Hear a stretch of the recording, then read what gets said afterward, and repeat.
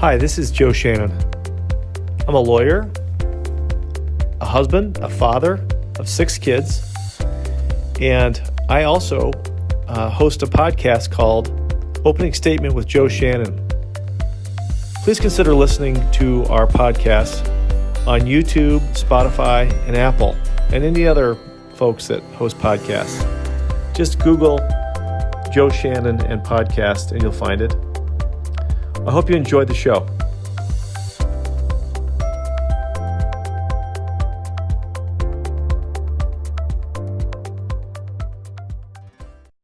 Hey, listen, Coach. Let's move to 2020. So, are you still living in Lockport?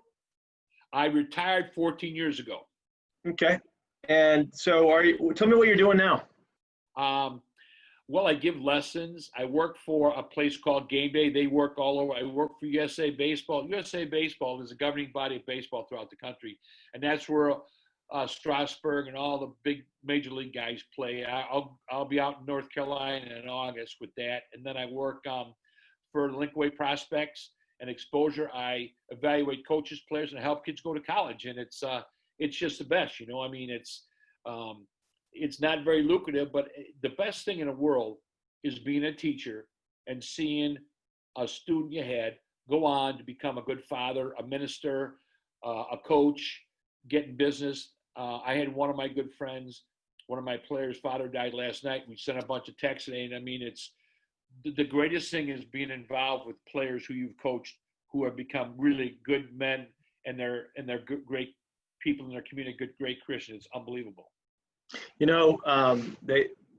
That's kind of my currency of whether somebody's rich or not is whether, what's the number and depth of relationships you have. And, being a coach for so long at, Lockport and winning those 3 state championships, I mean, you must have a treasure trove of relationships that just, every day get replenished by folks reaching out to you. Well, it's funny. I have 2 former players that are billionaires. I mean, they're billionaires. There's probably 20 that are millionaires, but there's a lot of them who are just good fathers and good coaches and good people, and that's the best thing. And the nicest thing, once you're taught, because I was kind of a hyper crazy coach. I told you I was a football coach of baseball. Some of these guys thought I was crazy, but one thing is always true. When my players need me, I'm going. If I got to go at 2:00 in the morning, I bail kids out of jail. If I got to go meet a guy for lunch, I'm there. And I think those kids know. I think the players, I was really hard on players, but they played really hard for me because I think they knew I'm all in. It's not about just me. It's about us together. And I'm not going to, we lose. It's not going to be, you lost, I won. No, it was us together. And I think guys understand that. How do you get that through to players at the beginning of the season? I want to get into more of the mental game. I know that you probably ran them hard physically, but mentally, how do you get a group together?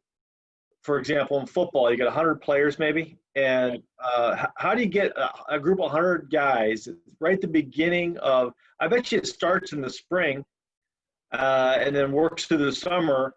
Tell me how you think about that and organize it mentally for these guys.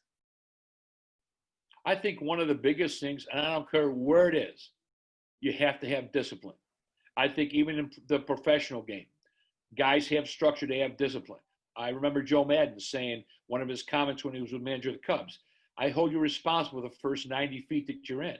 So if you don't run hard, other guys know that, and they know you haven't done that.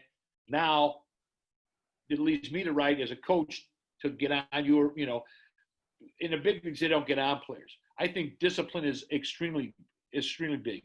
I think their belief in you, that they know you, if kids know you care about them, they're all in.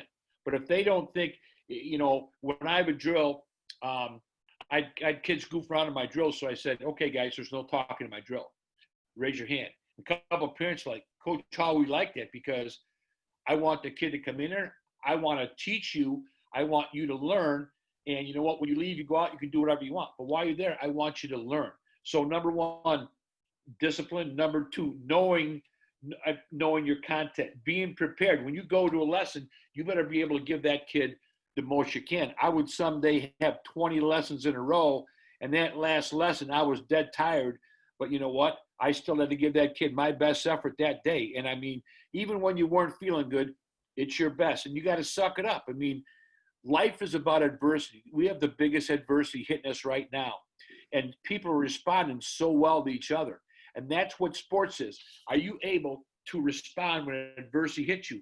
I mean, look at the Bulls. Look at when Dennis Rodman left and Michael Jordan and Scottie Pippen went to Vegas to get him, to bring him back. They just knew Dennis had to do his thing. They let him go do his thing. They brought him back and went on and won a championship. I mean, if that doesn't tell you teamwork and showing how Michael Jordan is such a great human being and how he cared, not about Michael. He cared about the team, about Chicago, about giving himself. So, Yeah. So let's talk a little baseball, because that's kind of your background. So we're in 2020. I got to tell you, Coach, I didn't know how much I loved baseball until right now, when I'm missing out on. So I'm a Mariners fan. Never been to the World Series. I think we're probably the only team that hasn't gone to the World Series of all the major league teams. And so. But we weren't going to go this year either, I don't think. But I'm used to hearing the games on TV, listening on the radio. It's all gone. I mean, do you feel it? Oh, it's killing me. I was at the last game. See, I go to Florida for 3 months. When I'm down there, my wife and I go down there, and it's a great blend, because it's we go see her mom maybe on one day. I go to pool. The next day, I think we could hit a casino. Next day's baseball. So she lets me have my baseball fix. I was at the last game when the pandemic stopped. I was at a game. Scotty Fletcher is a former Major League player. He played for the Cubs and Sox. He got me tickets. I went to see the Tigers play the Braves, and there was about 2/3 of the people there. Normally it's filled, and then that's when Major League Baseball stopped it. And I had been to probably about 4 or 5 college games. And I mean, I tell you what, it's a dagger in my heart, man. So whatever I can do to bring it back, like the seniors lost their year, the seniors in the state of Illinois. So we're hoping in June, if we get a clearance, we're going to have like an all-star game. Because I was on the high school board for 35 years. I was a president, vice president, treasurer. I stepped down in December, but I want to be involved. So if we can do this to give the seniors some type of closure, have an all-star game around the state with a bunch of different places. I told them I'll get Lockport. We have lights, have a couple games there, but to give the seniors something back. So whatever I can do, anytime, I'm in. I'm in if it's a donation. I'm in. It's a time, whatever. But you know what? Now being retired 40 years, I just feel the obligation to help and do whatever I can to help society. So tell me, Coach, who are you a fan of? I'm a big fan of Chicago Cubs and the Bears, and I always liked the Bulls. I was never a gigantic Michael Jordan fan, and I met Michael Jordan because Doug Collins, who coached the Bulls, Doug and I went to school together. He actually dated my wife before I did, and Doug spoke at a St. Francis banquet, and we went down to see them practice. And Michael Jordan came out, met my kids, signed their shirts. This is before the Bulls, right when he was going to make the change. I think the next year Doug was gone and Phil Jackson came in and they made their runs. But it's I love the Cubs. I'm not a Sox fan because I grew up in the South Side, which is unusual because normally it's South Side White Sox, North Side Cubs. But so when I went through a lot of grief when I was younger because being a Cub fan. So Cubs fan, who's the best Cub you ever saw play? I'll tell you what, the guy who stands out in my mind is Ernie Banks. I just love Ernie Banks because he was Let's Play Tour, and he's just such a classy player. And, there's been a lot of them I like, Ron Santo, Beckert, Billy Williams, just a lot of good guys. But you know what? I wish my dad was here when they won it because we would be at home in Chicago Ridge. I grew up in Chicago Ridge in the South Side. And they'd be playing the Phillies, and they were 14 and a half games out, and they split with the Phillies. My dad was happy. I go, Dad, our team, but he goes, but we didn't get beat 2. We won the second game. I'm like, come on, Dad, what the heck? So what high school did you go to, Coach? Went to Marist, went to Our Lady Ridge Grammar School, went to Marist, played 3 sports. I went on a football scholarship to Illinois State, was there for 5 years because they brought 13 of us back, and we went 8 through my senior year, and then I went back to Marist for 1 year. I was at Lockport for 32. So I had a chance to go coach in college a couple times, and I just stayed at Lockport. I think it was a good move for me because my family was there and stuff, so I owe a lot to the Lockport community. Yeah, Lockport's such a great town. I mean, it's there's so many awesome traditions and history in Lockport, and I think when they made that 355 go south, I think it's even better because it's more accessible to people. But wow, that's great stuff. So as far as baseball goes, though, do you think that we're going to get any baseball in MLB in 2020? Oh, yeah. I talked to Ron. I talked to Coomer probably 3 times a week. Ron and I are really close. He's announced for the Cubs. The Cubs are planning on coming to town June 10th. He's coming in town the 8th. I'm going to pick him up. And they're planning on playing on July 4th at Wrigley Field. So it's going to be just fans or just players, no fans, no spectators. Ron and Pat will do the game, and they'll travel throughout just the Midwest. And Ron and Pat won't travel the team. They'll just stay and they'll do the games from Wrigley Field because they redid the whole press box last year for them. So it should be pretty nice. But there'll be baseball July 4th. Wow, this is an inside scoop. I haven't heard anybody tell me definitively there's going to be baseball. So you heard it right here from Coach Hall. There's going to be baseball in Chicago July 4th. At Wrigley Field. Yeah, Ron told me about 2 weeks ago, and he said that they were talking throughout the country about that and stuff, and MLB was throwing this out, and then the states all have to get along with that. But right now, I think with them bringing people back and the decline in the virus and everything, I think it's great. So tell me how they're going to do it. Are they going to have all the teams, the MLB teams, still American League, National League, or what are they going to do? There's 3 divisions. There's the East, the Central, and the West, and you're just going to play. The East's going to play, the Central's going to play, and then the West is going to play. And then there's going to be 14 teams involved in the playoff, and then I guess they'll have a World Series after that. The plan right now, and the concern was number 1, fans, number 2, families, number 3 was if someone gets the virus, how do you handle that? And I think Major League Baseball, they've been banging their heads against the wall to get it done, but it's supposed to be July 4th weekend. It's going to be baseball at Wrigley Field. And then maybe the World Series. You said 4 teams in the playoffs? 14 teams. 14. 14 okay. Teams would be in a playoff. Maybe one game here, one game there, and stuff. And yeah. I still think it's going to be. It's not going to be a definitive thing because I think as they go along and they see how people are, they'll work through it.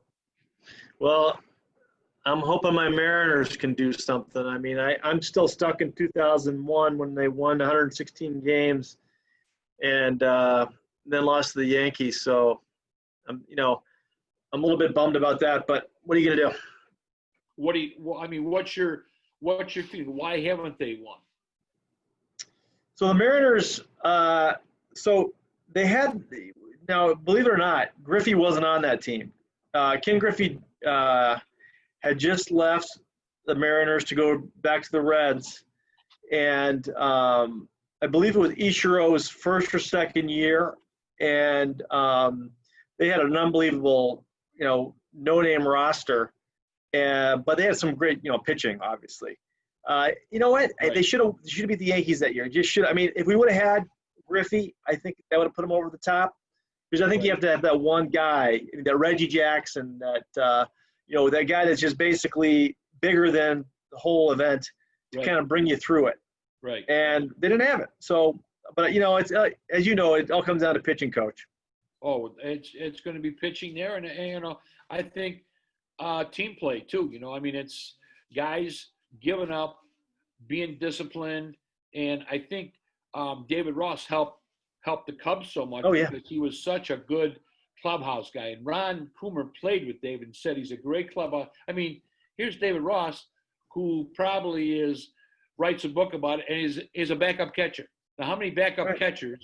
But he had such great insight, and he was so structured, so disciplined, and he was so good with guys in a clubhouse. And that's really important. In Major League, you got to have a good clubhouse. If your clubhouse has dissension or there's problems, that's gonna carry on to the field. Yeah, you kind of sense that with those that Washington Nationals team that just won it. They seem like they had a pretty good clubhouse, didn't they? They really had a great clubhouse, really did. And Davey Martinez was a Cubs, he was a Cubs assistant coach, and Davey's really a good guy. And I mean, I think he listened to things that Joe did, and who would have thought they would have won? Yeah. My buddy is Pat Murphy. He's a bench coach for the Brewers, and in that game when the Nationals beat the Brewers, they shouldn't have. I don't know if you realize that the third base or the right fielder for the Brewers let a ball go underneath his glove and let 3 runs score. Otherwise, the Brewers would have been in it. So the Brewers got to be thinking we could have been there too. We could have won. So. Well, I'll tell you that Brewers are a heck of a story. I mean, that coaching staff, you got the Notre Dame dude, coach manages them, and I tell you that guy is, I think, been one of the best managers in baseball the last 3 or 4 years, getting that team. I mean, and then they lost their best player before the playoffs. Right. I mean, that's a clubhouse. Greg Counsell's a great coach. Pat Murphy Pat's a good friend. He was a head coach at Arizona State for a long time. Then he was a Padres head coach for a year. He was at AAA for a while. But Pat's really good. And Craig Counsell, I work with Craig Counsell, Notre Dame, and they have a great staff. Their old pitching coach, Derek Johnson, is now with the Cincinnati Reds, but they've got a good organization, a small market organization, but they're competitive. Murph's that type of guy. Pat Murph's an ex-Gold Glove boxer. Craig Counsell's a hard-nosed, scrappy kid from Milwaukee. And I mean, they've had great teams and great runs. Hey, so what's the best baseball movie? Oh man, I love Field of Dreams. I love that. I love watching that. I cry when I watch that. There's an old one called "It Happened Every Spring," and it's with, I don't know if you remember it. No, I never seen it. Yeah, it's Happened Every Spring, and it's about a guy that gets his potion and it makes the ball move, and he puts this special potion on the ball, and it makes the ball move, and it like moves away from bats, and it's really funny. Yeah, I think the guy who's in it is named Ray Milland. He's in it, and he winds up pitching, and they make it to the World Series and everything. But that's one of the ones. I mean, there's Field of Dreams is a big one for me, and then the one I forget the name of it about. Well, they got the Lou Gehrig story. That's a sad one and stuff. So yeah, Pride of the Yankees. Any of those are on, I'm watching it. If I watch it for the 50th time, I'm watching it. Tell me why you think baseball is so magical in America. Well, I just think it's, and it's tough now because I think more and more kids aren't playing baseball because it's a failure game. Think about this. It's the only game the defense has a ball. It's 9 against 1. And I think I commend parents for kids who are playing because a lot of times when kids don't have success, they feel bad and parents let them just quit, And I mean, I think it's great because it teaches you how to deal with adversity. I was when Coomer was announcer for the Twins, I was up there and I saw Alex Rodriguez, who was making $262 million, strike out 4 times in the game. And you talk about he looked terrible. It's a humbling game, because I just think it's a great game because you know what? You can get waxed one day and you come back the next day and win, and you're never out of it. You can come back and, games are won in the first inning because the team's not ready, in a big inning, or in the last inning when a team rallies and stuff. So I just think, it's America's pastime, and we got to get it back, man. We got to get it back for our people. Yeah, I do see less younger people are playing baseball, but what they've done, it seems to me is, with his fantasy baseball stuff, that has really taken off, for all these sports, obviously football, so it's become more of a digital type game for Right. these younger folks. But for me, baseball, I was never good at it. So I loved playing baseball as a kid. I could be a pretty good fielder. I couldn't hit worth the lick. I needed you around, Coach All, because I could not hit. But I admire somebody that can hit 100-mile-an-hour ball thrown by a pitcher that's rising or turning. That is got to be one of the hardest things of all time. Well, they say it's the hardest thing to do in sport. So figure at 90 miles an hour, you have 400ths of a second to react to that. And how these guys do it. And it's muscle memory, and it's tough. And, that's why I think kids don't, when they have a bad game, they strike out 3 or 4 times, but you know what? All you got to do is think about, why did you strike out? There's reasons why. Was it a mental thing? So many kids, I shouldn't say so many, but kids, they had a bad first at bat. Is that at bat gonna follow you for the rest of the game? Realizing there's so much today to the mental part of the game about keeping yourself, being able to flush it out. When LSU won all those national championships, Skip Burton was the head coach. I went to see him play in the Olympics down in Atlanta, and Skip had a mini toilet in the dugout. So when you made it out, you went to that toilet, you flushed it. So you forgot about that. You forgot about that physically, because kids go up there and think, oh, I hit a home run last time. So what? That's done. It's in the past. In baseball, you must stay in the present. You don't want to get in the future. You don't want to get in the past. Well, Chrissy Everett Lloyd was a great tennis player. Yeah. And her dad taught her, don't ever want the prize till you play the game. She was playing in Wimbledon, and then she was playing an unknown lady. And she walked by the bench, and she saw the trophy. She goes, that's going to be mine in a couple hours. And she got upset. She called her dad, crying. She said, Dad, she said, I put the prize before I played the game. And, I do a lot with mental work. What's really important with kids is, like right now in this pandemic, you should be structured. You should be going to bed at the same time, waking up at the same time, having your breakfast, go for your walk, come back, go through your routine, do your classwork. You should be structured now, because structure will help you. Structure is good in your life. It shouldn't be hodgepodge. What's baseball? Baseball is muscle memory, going through a normal routine and doing it, and then pushing yourself. And the mental part of it is you sitting back saying, this is what I want this year. How am I going to get there? What are the things that I need to do to get there?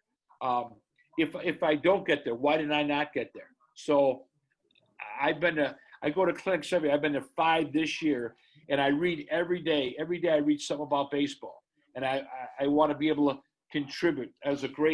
We had a lot of Zooms and had a lot of college guys speaking. One guy talked a couple of weeks ago about your mental part, breaking your mental to, first of all, your awareness as a player. Okay. How are you aware in a situation? How are you aware of you in the game? And you break it down into 7 different areas. And it really helps kids think about it, because there's a reason why things happen. And I was a real good pitcher. I could throw real hard, and I wanted to pitch in college, but they wouldn't let me because I was on a football scholarship. I thought I was going to go to Florida and just get some suntan and all that, but that never happened. But I really study the mental part of the game a lot with kids, and try and get in kids' heads and say, don't get down. During the game, let's forget about that. Let's concentrate on the next thing, because the mental part of anything in life is so important. And helping kids with breathing, how to relax and breathe. We're playing for the state championship in baseball. My shortstop, I taught him this breathing. He goes, Coach, can we breathe? We're in the dugout, we breathe. When I beat Malcolm on a state championship. So I don't want to go into detail, but. So let me just ask you a couple more questions before we finish up. So tell me about one of the most memorable mound visits you ever had. There was one movie I watched. I can't remember which one it was. It was the one where they had a mound visit and they just were joking around with the pitcher to kind of loosen them up. But tell me about a key mound visit you made during your career that is memorable. Well, I heard about this one from Gordy Gillespie. Gordy's all-time one of the greatest coaches ever in Illinois. And Rick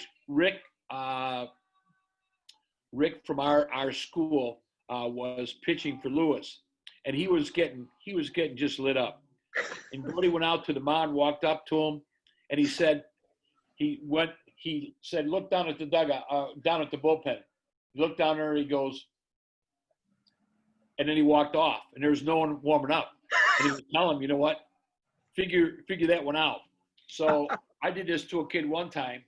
I walked out on the mound, and I kind of walked around a little bit. Then a couple of other players were coming. I just sat back, and I just looked out at the, our bullpen. There's no one warming up, and I just looked at him, and I walked away and went back in the dugout, and he got out of the inning and stuff. So, I mean, I think there's times to get on guys, and there's also times to not get on guys. After you won, Gordy taught that's the time to get on guys. After you lost, praise them, don't beat them up. But a lot of guys do it reverse. And Gordy was so good at that, at making players know, I'm not yelling at you, coach, I'm not yelling at you, but you need to do a better job.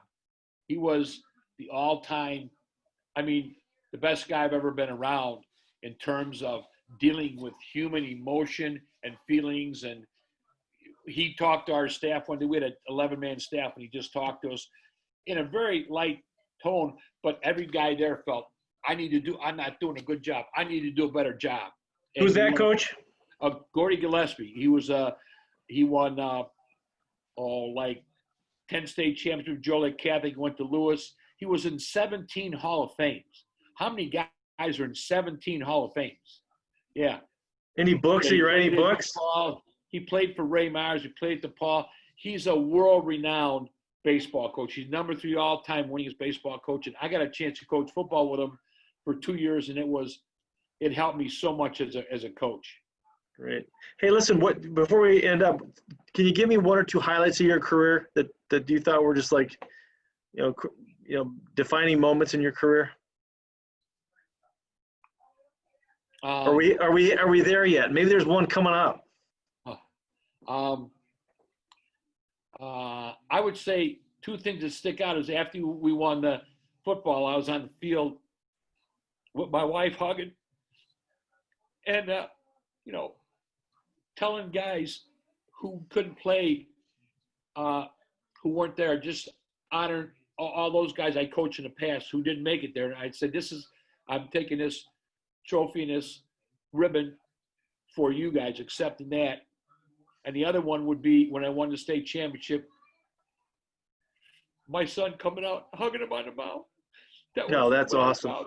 The 2 best things I remember about those. So, my wife was so supportive, and my son being at the games and being there and stuff, being able to coach him was like, it was the best. So I've been very blessed by the Lord with a great family. As I told you, I have twin daughters. Jenna Guard's the vice president. She's a Secret Service.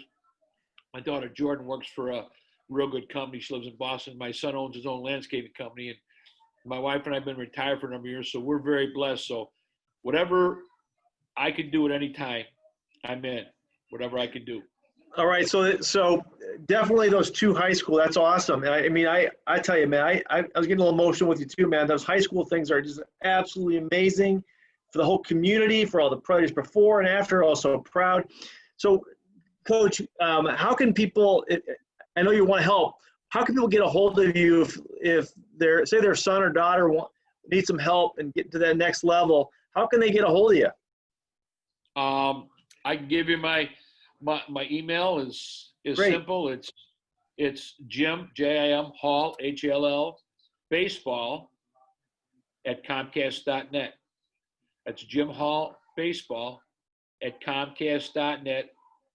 I'm 100%. I've never not been able to get a kid in school somewhere. It's not always the one he wants, but I've always found a place for him. I've helped girls along the way also. My phone number is 815-791-1516, and whatever I can do. I've sat kids down. I bring them to my home. I have 2 big sports memorabilia rooms, and I think what I'll do is I'm going to bring the computer down. Yeah, let's see it. One of the memorabilia rooms here. So we're heading down to the first level. Guys, we are getting a promo here into the memorabilia room. This is the Bear Wall, Mike Ditka, Urlacher, Butkus. This is a thing from Japan. This Nice. is all the baseballs in here are from Major League, signed by Major League guys. There's there's footballs from Ditka, Hampton. This is Ron Coomer announced for the Chicago Cubs. This is my USA Baseball stuff. I work for them. This is Dave Deal, won 2 Super Bowls for the Giants. This is my Cub. When the Cubs won a World Series, I bought all this stuff and put, I said, it's my time to be a little kid. This is 2 state championships from football, the rings. That's a baseball, state championships. Here's some of my rings, some of my Hall of Fame rings. Here's the Wild Cubs pictures, Wrigley Field, Cubs, my mini bats. My wife said I can't get any more mini bats because I'm a grown 7-year-old man. Pat Murphy's jersey. Remember an old guy named Denny McLean? Denny McLean signs jersey, Denny McLean. Here's all the scrapping my wife did. She was a scrapper, so anytime we played, all these books are scrappings. Here's Cal Ripken. Cal Ripken signed his hat for me when we won the state championship. Brett Favre, Gale Sayers, Giuliani, and Joe Torre. Here's my bobbleheads. Nice. And here's my trips around the world. This is from Italy, from Puerto Rico, Aruba. I've been in 21 countries baseball. Here's a number of jerseys from Coomer. My daughter's boyfriend played in the Super Bowl when the Colts beat the Bears. Nick Setta kicked the Notre Dame. And another wall here. A lot of here's Mike Zimmer, the head coach for the Vikings. Mike's a good friend. This kid plays now for the Diamondbacks. No, he plays for the Nationals. They won the World Series. Nice. This kid plays for Miami now. An article about that's my son and I hugging after we won the state championship. Oh, I love that picture. A couple articles about me. A couple other things, and then heading down to the second level. We come down here. More. Here's my oh yeah, some more of my players there along the wall. There's my daughters after state swim meet. This is Mark Payton, who played at Rita, may play this year for the Reds, and then we're coming downstairs. This is my here's where the hats are. I have over 3,000 hats. So has your wife banned the hats?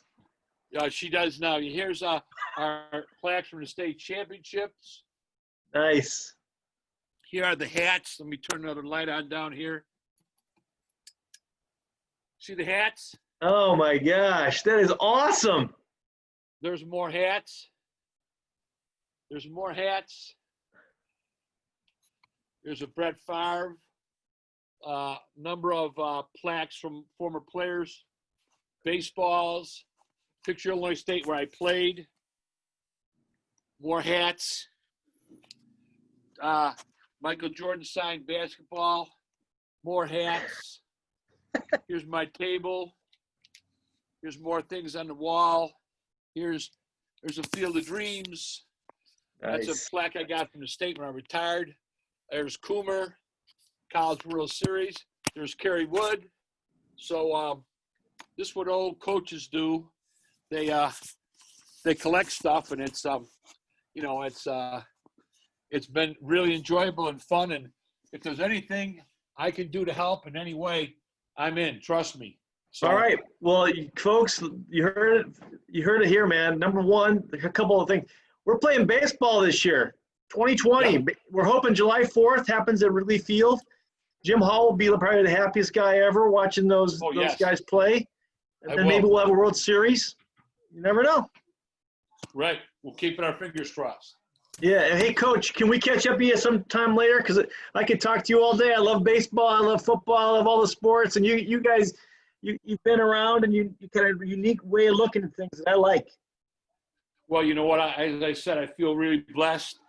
My wife and I travel. My one daughter lives in D.C. My other daughter, she's pregnant, my second grandchild, so we just FaceTime with her. So we travel a lot. We're going to go to Florida. So you ever in the Chicagoland area, we can come on and see the memorabilia. We'll go to Coomer's for lunch. And, I just I feel very blessed to be have my kids are doing well.